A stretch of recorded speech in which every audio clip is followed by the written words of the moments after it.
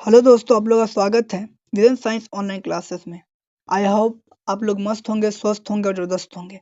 आज हम लोग क्लास 10th के बायोलॉजी के कुछ महत्वपूर्ण चैप्टर परिवहन और श्वसन के लघु उत्तरीय प्रश्न के बारे में बात करेंगे। तो चलिए आइए देखते हैं हम लोग पहला प्रश्न। मछली, मच्छर, केंचुआ और मनुष्य के मुख्य श्वसन अंगों के नाम लिखें। तो मछली, केंचुआ, मच्छर और मनुष्य के मुख्य श्वसन अंग निम्न है। नंबर 1, मनुष्य का जो मुख्य श्वसन अंग होता है वो फेफड़ा होता है। दूसरा, मछली का जो मुख्य श्वसन अंग होता है वो गलफड़ा होता है। और मच्छर में जो मुख्य श्वसन अंग पाया जाता है वो ट्रैकिया है। और केंचुआ जिसे सांस लेता है उसको हम लोग त्वचा कहते हैं। मनुष्य में ऑक्सीजन तथा कार्बन डाइऑक्साइड का परिवहन कैसे होता है? तो मनुष्य में ऑक्सीजन तथा कार्बन डाइऑक्साइड का परिवहन रक्त में उपस्थित हीमोग्लोबिन द्वारा होता है। अब समझेंगे होता अब कैसे है। देखिए, जब हम लोग सांस लेते हैं तो सबसे पहले वायु जो होता है ऑक्सीजन कहाँ जाता है? हमारे नासा छिद्र में। नासा छिद्र का जाता है वो फेरिंग्स में, और फेरिंग्स का जाता है लैरिंग्स में, और लैरिंग्स से होते हुए ट्रैकिया में जाता है। और ट्रैकिया दो भागों में बंटता है, और उसके बाद वो जाता है ब्रोंकाई में। ब्रोंकाई के बाद जाता है वो ब्रोंक्यूलस में, उसका जाता है एल्वियोलाई में। तो एल्वियोलाई के बाद जो वायु होता है वो कहाँ जाता है? ब्लड में। तो ब्लड में मौजूद होता है हीमोग्लोबिन। तो हीमोग्लोबिन क्या करता है? उस ऑक्सीजन को शरीर के पूरे भाग में ले जाने का कार्य करता है। उसके बाद वापसी में हीमोग्लोबिन कार्बन डाइऑक्साइड को शरीर से बाहर लाकर निकालता है। इसलिए मनुष्य में ऑक्सीजन तथा कार्बन डाइऑक्साइड का परिवहन रक्त में उपस्थित हीमोग्लोबिन द्वारा होता है। चलते हैं अगले प्रश्न की ओर। श्वसन की परिभाषा दें। तो वह प्रक्रम जिसके द्वारा शरीर में ऊर्जा का निर्माण होता है हम लोग श्वसन कहते हैं। श्वसन ऐसी प्रक्रिया है जिसके द्वारा हम अपने शरीर में ऊर्जा का निर्माण करते हैं, वही श्वसन कहलाता है। चलते हैं अगले प्रश्न की ओर कि पौधों में गैसों का आदान प्रदान कैसे होता है। इसका उत्तर है पौधों में गैसों का आदान प्रदान उसमें उपस्थित स्टोमाटा द्वारा विसरण की क्रिया से होता है। यानी पौधों में जो गैसों का आदान प्रदान या विनिमय जो होता है उसमें उपस्थित स्टोमाटा और रंध्र द्वारा होता है। चलते हैं अगले प्रश्न की ओर। रंध्र तथा वात रंध्र का श्वसन में क्या भूमिका है? तो देखते हैं हम लोग प्रश्न। रंध्र और वात रंध्र दोनों पौधों में श्वसन के लिए आवश्यक गैस O2 और CO2 के आदान प्रदान में मदद करते हैं। ये CO2 और O2 के आदान प्रदान में मदद करते हैं। परंतु रंध्र जो होता है वो पत्तियों में मौजूद छोटे छिद्र होते हैं जो प्रकाश संश्लेषण और श्वसन क्रिया के लिए गैसों का आदान प्रदान करते हैं। जबकि वात रंध्र तने और जड़ों पर पाए जाते हैं और इनकी सतह पर मौजूद छिद्रों से गैसों का विनिमय करते हैं। बस यही मुख्य अंतर है इन दोनों में। चलते तो श्वसन एवं दहन में दो अंतर जो निम्नलिखित। श्वसन जो होता है वो एक जैविक प्रक्रिया है और इसमें ऊर्जा का निर्माण होता है, क्योंकि श्वसन हम इसीलिए करते हैं कि शरीर में ऊर्जा का निर्माण हो, क्योंकि बिना श्वसन के ऊर्जा का निर्माण नहीं होगा। और जब तक ऊर्जा का निर्माण नहीं होगा तब तक कोशिका कार्य नहीं कर सकता, इसलिए हम लोग के लिए श्वसन जरूरी है और यह एक जैविक अभिक्रिया है। चलते हैं अगला, दहन। दहन एक रासायनिक अभिक्रिया है, इसमें ऊष्मा तथा प्रकाश की उत्पत्ति होती है। अगले प्रश्न की ओर। वायवीय तथा अवायवीय श्वसन में क्या अंतर है? कुछ जीवों का नाम लिखे जिसमें अवायवीय श्वसन होता है। 2018 में पूछा हुआ क्वेश्चन है, चलो हम लोग देखते हैं। वायवीय तथा अवायवीय श्वसन में अंतर जो है निम्न है। वायवीय श्वसन यह क्रिया ऑक्सीजन की उपस्थिति में होती है एवं इसमें पायरुवेट का पुनः विखंडन होता है। यह क्रिया माइटोकॉन्ड्रिया में होती है। और अवायवीय श्वसन यह श्वसन प्रक्रिया ऑक्सीजन की अनुपस्थिति में होती है, इसलिए इसे अवायवीय श्वसन कहते हैं। इस प्रक्रिया में CO2 तथा ऊर्जा मुक्त होती है। जीवाणु और ईस्ट इस क्रिया द्वारा श्वसन करते हैं। श्वसन का थोड़ा सा गलत है, आप लोग ठीक कर लीजिएगा। डायरेक्ट हम लोग को याद रखना है कि वायवीय क्या है। तो जिस वो श्वसन अभिक्रिया जो ऑक्सीजन की उपस्थिति में होगी उसको वायवीय कहेंगे, और जो ऑक्सीजन की अनुपस्थिति में होगी उसको अवायवीय कहेंगे।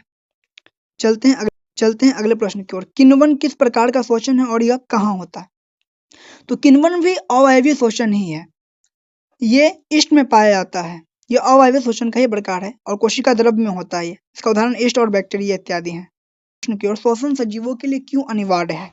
तो देखिए, श्वसन सजीवों के ऊर्जा के निर्माण के लिए आवश्यक है, क्योंकि बिना ऊर्जा के शारीरिक कोशिकाएं या शरीर की जो भी कोशिकाएं काम नहीं कर सकती, इसलिए जीवों के लिए श्वसन अनिवार्य है। समझेंगे इसको।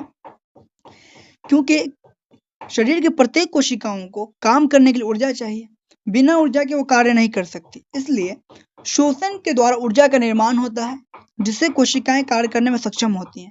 अगर हम श्वसन न करें, न ही ऊर्जा का निर्माण होगा, न ही कोशिकाएं सही से कार्य कर पाएंगी। इसलिए श्वसन सजीवों के लिए अनिवार्य है। बिना श्वसन के हम जीवन की कल्पना नहीं कर सकते। चलते हम लोग अगले प्रश्न की ओर। श्वासोच्छ्वास क्या है? तो समझेंगे इसको। सांस लेने तथा छोड़ने की प्रक्रिया को श्वासोच्छ्वास कहते हैं। यानी हम शरीर के अंदर जो सांस लेते हैं और उसको फिर बाहर निकालते हैं, उसे ही श्वासोच्छ्वास कहते हैं। चलते हैं अगले प्रश्न की ओर। लगातार दौड़ने से व्यक्तियों की पेशियों में दर्द क्यों होता है? इस प्रश्न पे हम लोग देखिए होता क्यों है। दरअसल लगातार दौड़ने से ऑक्सीजन में कमी के कारण हमारे मांसपेशियों में अधिक मात्रा में लैक्टिक अम्ल जमा हो जाता है, जिसके कारण मांसपेशियों में दर्द होता है। जैसे दरअसल होता क्या है कि जब हम लोग दौड़ते हैं तो सांस लेने में हमें प्रॉब्लम होती है, यानी कि सांस लेने में दिक्कत होती है, सांस हमें कम मिल पाता है। तो सांस कम मिलने के कारण हमारे शरीर में जो होता है अधिक मात्रा में लैक्टिक अम्ल जमा हो जाता है, जिसके कारण हमारी मांसपेशियों में दर्द होता है। चलते हैं अगले प्रश्न की ओर। मछलियों में गिल्स कहाँ अवस्थित होता है? तो मछलियों में जो गिल्स पाया जाता है वो विशेष प्रकार का एक श्वसन अंग होता है गिल्स, जो उनके सिर के दोनों ओर तथा आंख के ठीक पीछे स्थित होता है। चलते हैं अगले प्रश्न की ओर। श्वासनली ट्रैकिया क्या है? तो स्थलीय कीटों में पाया जाने वाला यह श्वसन का एक प्रकार है जिसे श्वासनली ट्रैकिया कहते हैं। इसका उदाहरण है तिलचट्टा टिड्डा, यानी कि ये स्थलीय कीट जो भी होते हैं, जैसे चींटी हो गया, तिलचट्टा हो गया, और भी जो है स्थलीय कीट, इनमें ये पाया जाता है श्वासनली ट्रैकिया। चैप्टर का क्वेश्चन स्टार्ट है। चलिए हम लोग परिवहन चैप्टर का पहला क्वेश्चन देखते हैं। पहले परिवहन का हम लोग डेफिनेशन देखते हैं कि परिवहन है क्या, परिवहन कहते किसको है। तो उपयोगी पदार्थों का उनके मूल स्रोतों से शरीर की प्रत्येक कोशिकाओं तक पहुंचाने तथा अनुपयोगी और हानिकारक पदार्थों को कोशिकाओं से बाहर निकालकर गंतव्य स्थान तक पहुंचाने की क्रिया को परिवहन कहते हैं। समझेंगे हम लोग। देखिए हमारे लिए जो भी उपयोगी पदार्थ हैं, जो भी उपयोगी यानी हमारे शरीर के लिए आवश्यक पदार्थ हैं, उनको शरीर के प्रत्येक कोशिकाओं तक पहुंचाने तथा जो हमारे शरीर के लिए काम के पदार्थ नहीं है, जो अनावश्यक है, जिसका हमारे शरीर में कोई काम नहीं, जो हमारे शरीर के लिए हानिकारक है, उनको शरीर से निकालकर गंतव्य स्थान तक पहुंचाने की इस क्रिया को परिवहन कहते हैं। धमनी और सीरा में दो अंतर बताएं। देखिए धमनी और सीरा में दो अंतर निम्न है। धमनी क्या कार्य करता है? ये शुद्ध ऑक्सीजनित रक्त को हृदय से शरीर के विभिन्न भागों में ले जाने का कार्य करता है, और इसमें जो रक्त का बहाव यानी जो रक्त का रफ्तार होता है झटके से होता है और तेज।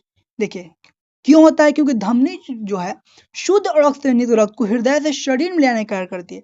तो हृदय जो रक्त पर दबाव बनाकर उसका परिसंचरण करता है शरीर में, तो प्रेशर से होता है उसका दबाव परिसंचरण स्पीड में एकदम, इसलिए इसका बहाव तेजी और झटके से होता है। इसमें शीरा के अंतर जो है सो लिखना शायद इसमें छूट गया हो नोट में, बता देता हूँ आप लोगों को।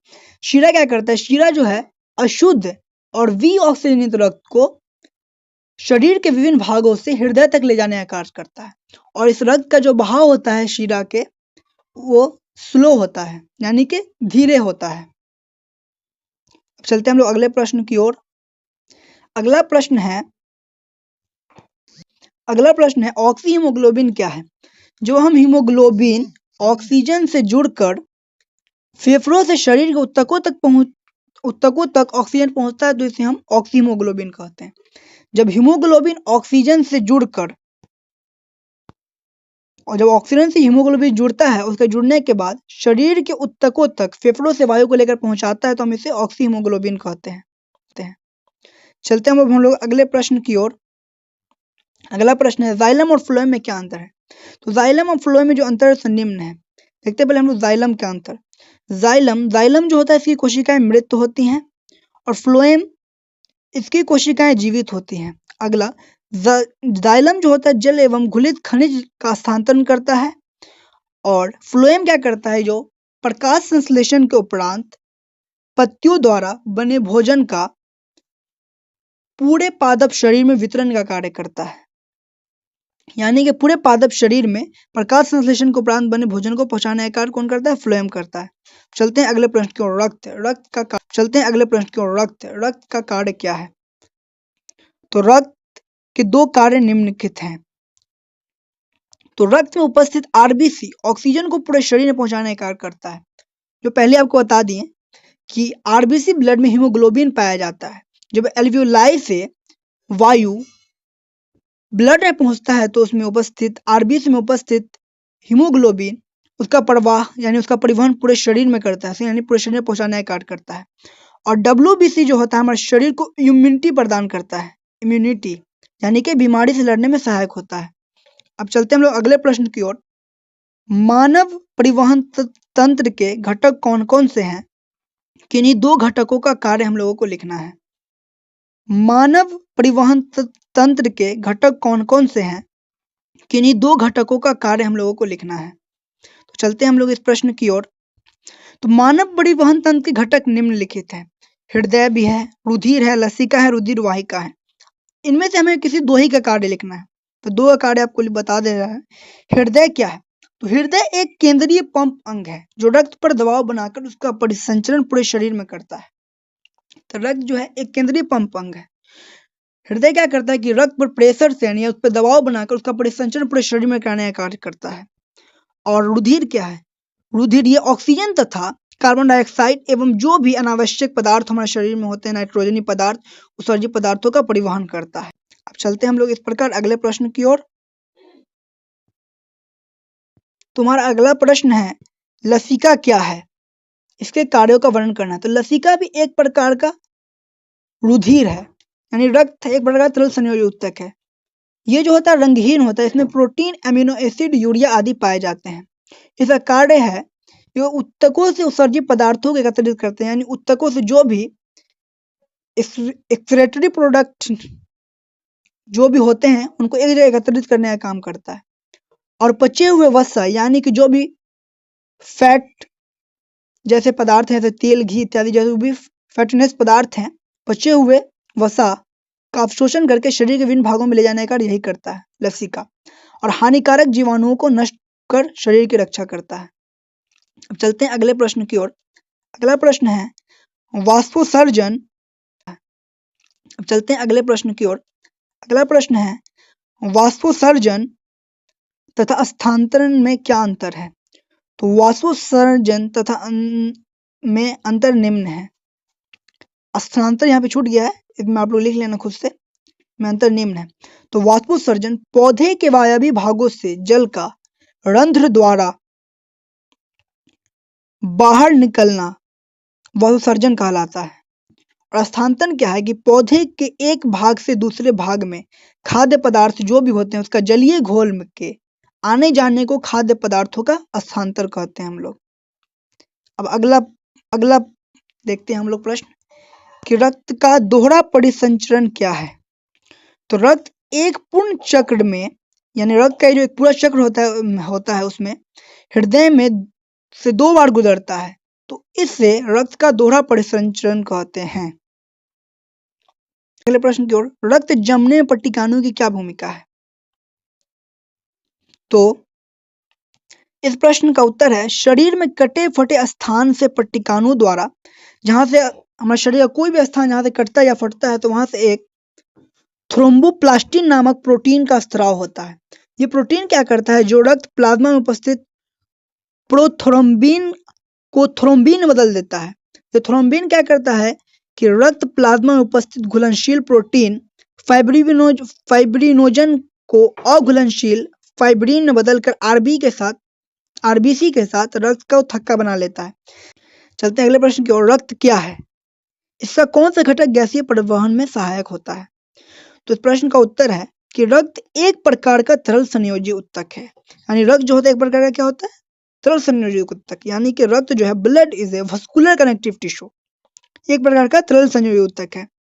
और इसका गैसीय परिवहन में सहायक होता है वो आरबीसी ही ऑक्सीजन को ले जाने पूरे शरीर में और कार्बन डाइऑक्साइड को बाहर लाने का कार्य करता है।